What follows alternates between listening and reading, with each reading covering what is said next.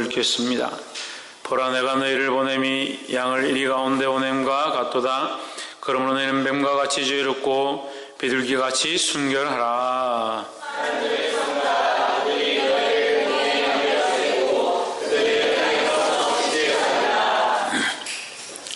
또 너희가 나를 인하여 총독들과 임금들 앞에 끌려가리니 이는 저희와 이방인들에게 증거가 되게 하려 하심이라.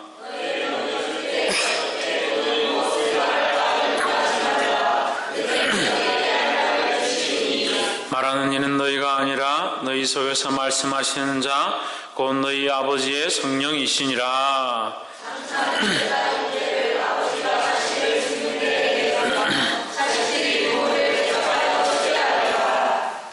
또 너희가 내 이름을 인하여 모든 사람에게 미움을 받을 것이나 나중까지 견디는 자는 구원을 얻으리라.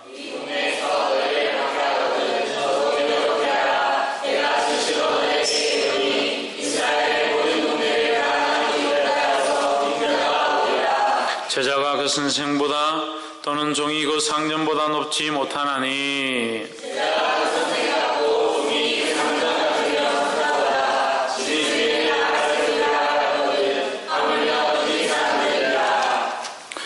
그런즉 저희를 두려워하지 말라. 감추인 것이 드러나지 않을 것이 없고 숨은 것이 알려지지 않을 것이 없느니라. 그것을 강명한 데서 말하며 너희가 귀 속으로 듣는 것을 TV에서 전파하라. 아멘. 기도하겠습니다. 긍휼의 하나님, 우리를 불쌍히 여겨주시옵소서. 세상의 유혹 가운데, 세상이 원하는 것들 가운데 마음을 빼앗기며 하나님을 향한 생각들이 낮아져서 하나님을 바라보지 못하며 세상에 눈이 밝아 있는 죄를 용서하시고 주의 그러한 말씀 앞에 깨어나며 깨달아 알게 되게 하시고 성령께서 우리의 심령을 가르치셔서 주의 길로 나아갈 수 있도록 인도하여 주시옵소서. 주의 이름을 찬양하며 살아계신 예수 그리스도 이름으로 기도하옵나이다. 아멘. 우리 옆에 상대자도 사랑합니다. 축복합니다. 우리 말씀의 제목을 한번 읽읍시다. 시작. 성령으로 증거하라. 마태복음 10장 말씀은 복음 전파의 말씀입니다. 복음 전파를 하기 위해서 예수님께서 복음을 들고 나아가는 제자들에게 2명씩 짝을 지어서 내보내시면서 그들에게 권능을 주시고 하나님의 말씀을 전할 수 있는 힘들을 공급하셨습니다. 그래서 이 마태복음 10장 가운데 하나님의 권능과 능력이 역사하고 있다. 어떤 때 권능과 능력이 역사하는가? 복음을 위하여 일할 때 권능과 능력이 역사한다. 우리가 복음을 위해 일하지 아니하고 생명을 살리는 것들을 위해서 일하지 아니하면 우리끼리 다투고 우리끼리 연합하지 못하게 된다. 왜 연합해야 하는가? 복음을 위하여. 왜 힘을 합쳐야 하는가? 하나님 나라를 위하여. 왜 한 생각을 품어야 하는가? 하나님의 사역과 그 일들을 위하여. 그러면 우리가 다투고 서로 헐뜯고 원망하고 시비한다면 그것은 하나님의 뜻을 세워가는 것이 아니다 하는 거죠. 이 하나님 하신 일들을 동참하기를 주의 이름으로 축원합니다. 에베소 한번 보십시오. 하나님의 일에 참여합시다. 재원형 하나님 일이 뭐지? 뭐라고? 복음을 전하는 것이다. 근데 이 복음을 전하는 것에 하나님 주신 능력이 있는데 더더욱 오늘 이 말씀의 제목과 같이 어떻게 해야 된다? 성령으로 해야 한다. 복음을 전할 때 성령으로 해야 한다. 그래서 우리가 전도하는 것이 물론 전도지를 나눠주고 말을 하는 것 같지만 실상은 영적인 싸움이다 하는 거예요. 그래서 기도해야 하고 우리가 기도하고 이것을 행할 때에 영적인 전쟁이 일어나고 영적인 굴복과 승리가 일어난다 하는 겁니다.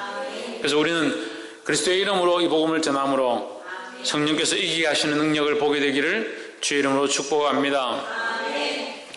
마태복음 10장 16절 보라, 내가 너희를 보냄이 양을 이리 가운데 보냄과 같도다. 그러므로 너희는 뱀같이 지혜롭고 비둘기같이 순결하라 했습니다. 양은 앞뒤를 잘 모른다. 눈이 좋지 않다.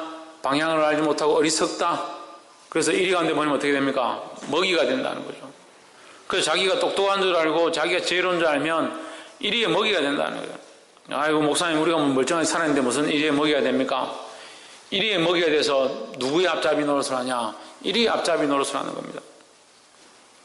양은 죽어버리고 양의 탈만 쓰게 되는 거죠. 이제 그 안에 순전하고 순결하고 순전한 모습으로 하나님 앞에 믿음으로 서야 되는데 점점 사단에게 마음을 빼앗기고 원망과 시비와 자기 생각들과 자기 것들을 점점 빼앗기기 시작해서 뭐가 남느냐? 양은 양인데 양은 죽고 껍데기만 남아서 양의 탈을 쓴 일이다. 양의 탈을 쓴 일이에요. 교회에 양의 탈을 쓴 일이가 너무 많은 거예요. 그래서 성도들이 목사를 쫓아내고 성도들끼리 지지고 볶고 싸우고 하나님의 몸된 교회를 더럽게 합니다. 우리가 예수 그리스도가 없다면, 예수 그리스도를 머리로 하는 것이 없다면 우리가 이렇게 할 필요가 없어요. 왜 속상해하고 왜 힘들어하고 왜 괴로워하면서 이 자리를 지키는가요? 조금만 일이 있어도 예배에 참석하지 않고. 그럼 반대로 묻겠죠. 목사님 좀 일 있어서 예배 참석 안 할 수도 있죠. 뭐 맨날 그렇게 뭐라 합니까? 내일이면 내가 왜 뭐라 합니까? 제 할 일이면 제가 왜 뭐라 하겠습니까? 차라리 뭐라 하지 않는 것이 더 편하죠?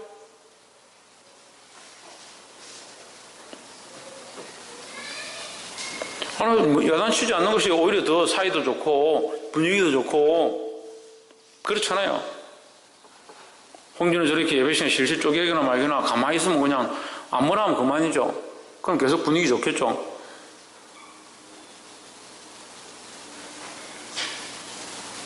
제 일이 아니라는 거예요. 그 때로는 더 억울해요. 제가 야단친 것 때문에 저를 미워하고 눈을 흘기고 속으로 막 목사님 왜 저래 사노? 그럼 좀 똑바로 하든지. 지난주 오예배 설교를 내가 다시 듣는데 얼마나 답답한지, 그걸 누가 설교한지 모르겠는데 참 답답함이 막 흘러오는 거야. 얼마나 속이 상하면 그렇게 설교를 하고 있을까? 1년 동안 1년 내도록 가르치고 사명이 뭐고 소명이 뭐고 하나님 왜 부르셨고 부르셔서 뭘 하기 원하시고 그만큼 가르쳤는데 전부 꽂아놓은 보릿자루도 아니고 꿀먹은 벙어리도 아니고.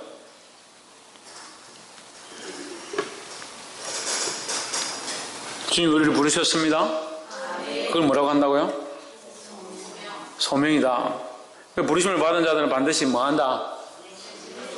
보내심을 받는다. 그게 뭐다? 그 보내심에 대한 사명인데 그 사명이 구체적으로 어떤 일을 하는 것이다? 복음을 전하는 것을 다시 뭐라고 합니까? 예? 복음을 전하는 건데 복음을 전하는 걸 다시 뭐라고 합니까? 그게 하나님 일이죠. 그래 하나님 일 맞습니다. 하나님 일인데 그걸 제가 또 뭐 하는 것이 됐습니다. 그래서 다시 부르는 일이라 했죠. 우리가 소명을 받았습니다. 이 사명을 받았습니다. 또 소명으로 부름을 받아서 하나님 앞에 왔습니다. 그래서 하나님께서 우리에게 다시 너는 이제 성나가지고 그냥 학교에 옆에 있는 친구가 뭐라 해도 교회를 갈까 말까 고민하는데 그 자식아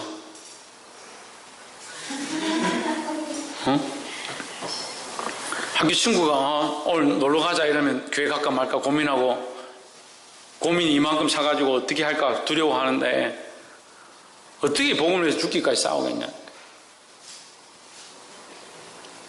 제가 정확하게 여러분 선포합니다.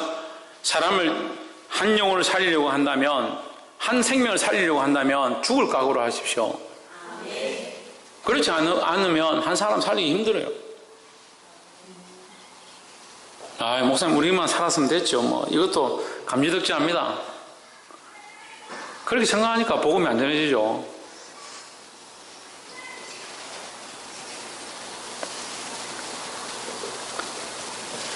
옆에서 한번 보십시오. 복음을 위하여 목숨을 겁시다. 22절 또 너희가 내 이름을 인하여 모든 사람에게 미움을 받을 것이나 누구 때문에? 내 이름이 누굽니까? 예수님의 이름 때문에 사람에게 미움을 받을 것이나 끝까지 견디는 자는 미움을 견디는 자는, 그 고난을 견디는 자는 뭘 얻으리라? 구원을 얻으리라. 우리는 사실 구원을 얻었습니다. 그죠? 구원을 얻었잖아요. 구원을 얻었는데 왜 자꾸 이 고난을 참고 있습니까? 구원을 한 2개, 3개 얻으려고? 그럼 왜 이 고난을 참고 있습니까? 다른 영혼을 한 명이라도 더 살리려고 하는 거예요.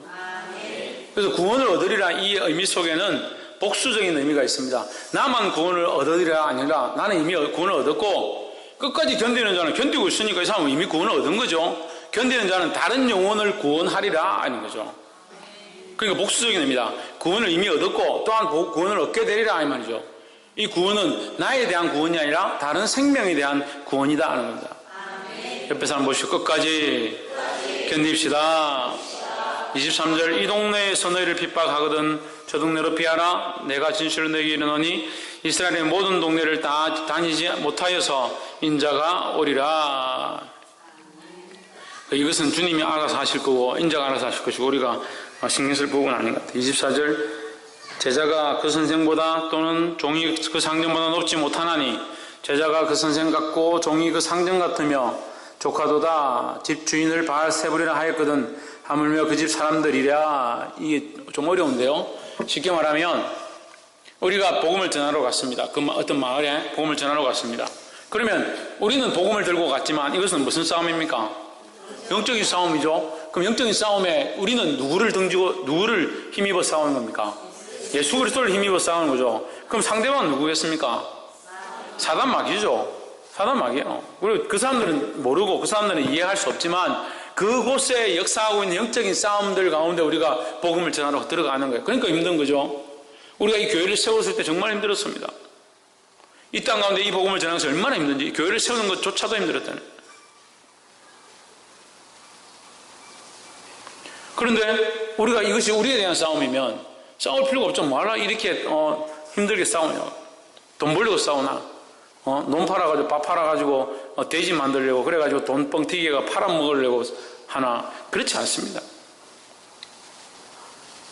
영적 싸움은 싸우는데 우리는 누구를 의지하여? 예수 그리스도를 의지하여 뭐로? 성령으로 싸우고 성령으로 싸우고 성령으로 싸우고 그래서 성령으로 싸우는 걸 뭐라고 합니까? 성령의 검으로 싸운다. 성령의 검으로. 우리의 싸움은 성령의 검으로 싸우는 겁니다.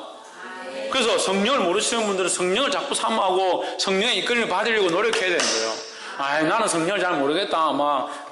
때가 되면 알아지겠지. 그게 아니에요. 성령을 모르겠는 분들은 하나님께 집중하는 훈련을 하는 거예요. 하나님께. 자, 내가 이것을 하려고 하는데 하나님 도와주십시오. 이렇게 기도하고 하면 되는 거예요. 그 기도하게 하는 것도 성령이 하게 하시는 것이다. 내 입술을 통해서 기도의 말들이 나오는 것도 성령이 하게 하시는 것이고 말씀을 듣는데 은혜가 있는 것도 성령이 하시는 거다 하는 거예요. 그래서 될 수 있으면 성령께 집중하고 하나님께 기도하고 일들을 하면 되는 거예요. 그게 영적인 싸움이다. 영적인 싸움이니까 그 적은 누가? 사단인 거죠.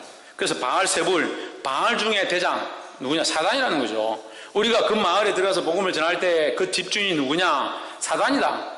그러니까 그 사단이 우리를 대적하고 핍박하고 이 복음을 전하지 못하도록 할 건데 하물며 그 집 사람들은 가만히 두겠느냐 이 말이에요. 우리가 그 집에 복음을 전하려 하면 그 사단이 우리를 방해할 건데 하물며 거기 있는 사람들이라고 아멘하고 받아들이겠느냐 이 말이에요. 그러니까 그런 어려움이 있을 거다. 그렇다고 우리가 이 영적인 얘기를 가서 막 복음 전하면서 당신은 마귀에게 매여 있고 당신은 마귀의 종이니까 이 복음을 듣지 않으면 안 되고 내가 당신 마귀의 종인 거 내가 빼내려고 하다 이 마귀에 물러가라 막 그렇게 하고 어떻게 복음을 전합니까? 물론 가끔 뭐 그런 일은 있을 수 있지만 대부분 전쟁하는데 적군 불러가지고 일로 와봐라. 네 대장이 얼마나 나쁜 줄 아냐? 네 잘못 알고 있다. 네 진짜 나쁜 길을 가는 거다. 네 그 밑에 있으면 네도 나쁜 놈이다. 이리로 온나 우리 편 되면 착한 편 된다. 그렇게가 전쟁하는 사람이 어디 있어요? 그럴 필요가 없어요. 그 영적인 싸움은 하나님 하시고 우리가 이 밝히 알고 주님께 의지하면 되는 거예요. 우리는 이 명령을 받은 대로 뭘 전하면? 복음을 전하면 되는 겁니다. 전하는데 그런데 뭐가 필요하다? 성령이 필요하고 또 지혜와 순결함들이 필요하다는 거예요. 할렐루야.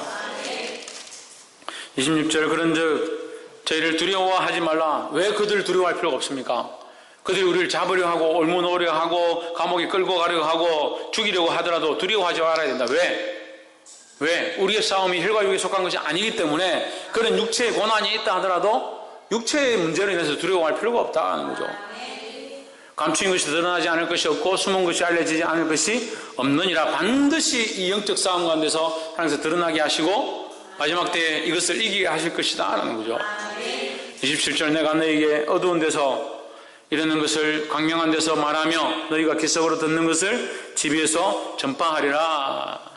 반드시 이것이 드러날 것이고 마지막 때가 되면 어떠한 역사와 어떠한 것으로 우리를 방해하고 우리를 넘어뜨렸는지 그것을 보게 될 것이다 하는 거예요. 할렐루야. 또한 반대로 뭘 봅니까? 하나님께서 우리를 어떻게 인도하셨고 우리를 어떻게 보호하셨는가 그것을 알게 될 것이다 하는 거죠. 지금 우리가 희미하고 잘 보이지 않는다 하더라도 이 믿음을 가지고 사람을 바라보지 말고 누구를 바라보고 하나님을 바라보고 우리가 몇 가지만 했으면 이 네 가지 정도만 보면 됩니다. 누구를 바라보지 말고 사람을 바라보지 말고 하나님을 바라보고 뱀처럼 교활하고 뱀처럼 지혜롭고 비둘기처럼 더럽고 비둘기처럼 순결하고 뱀처럼 지혜롭고 비둘기처럼 순결해서 누구에게 이끌리는 성령에 이끌리는 삶을 살아간다. 그 성령에 이끌려서 뭘 한다? 복음을 전한다. 이 복음을 전한 것이 무슨 싸움이다? 영적인 싸움이다. 상대방은 뭐다? 바알세불이다. 사단의 앞잡이다 하는 거예요. 그래서 믿음으로 이것을 감당하고 우리를 교묘하게 계율로 사로잡아서 넘어뜨리려 하는 이것 가운데 믿음으로 승리하는 자들이 되어야 합니다. 반드시 이것이 밝히 드러나게 될 것이고 하나님께서 우리가 이 행한 모든 일들을 밝히 보실 줄 믿습니다. 기도하겠습니다. 사랑이 많으신 하나님